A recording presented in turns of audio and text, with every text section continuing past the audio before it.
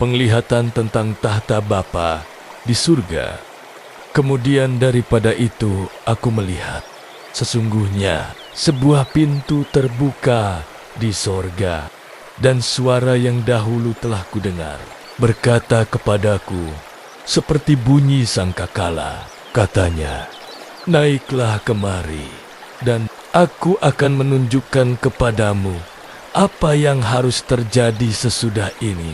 Segera aku dikuasai oleh Roh, dan lihatlah, sebuah takhta terdiri di sorga, dan di takhta itu duduk seorang, dan dia yang duduk di takhta itu nampaknya bagaikan permata yaspis dan permata sardis, dan suatu pelangi melingkungi takhta itu gilang gemilang, bagaikan zamrud rupanya.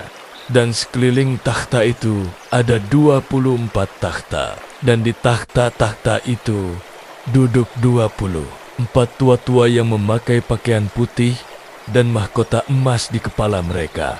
Dan dari takhta itu keluar kilat dan bunyi-bunyi dan deru guru. Dan di depan takhta itu menyala 7 obor, yaitu ketujuh roh Allah. Dan di depan takhta itu ada lautan kaca bagaikan kristal, dan di tengah-tengah takhta itu dan di sekeliling takhta itu ada 4 makhluk penuh dengan mata di sebelah muka dan di sebelah belakang.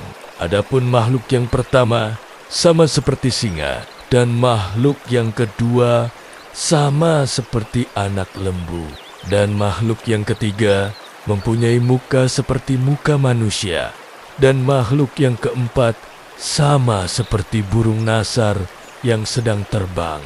Dan keempat makhluk itu masing-masing bersayap 6 sekelilingnya, dan sebelah dalamnya penuh dengan mata.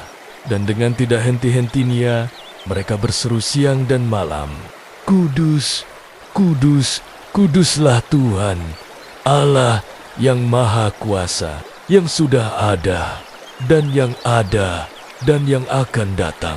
Dan setiap kali makhluk-makhluk itu mempersembahkan puji-pujian dan hormat dan ucapan syukur kepada Dia yang duduk di atas takhta itu dan yang hidup sampai selama-lamanya.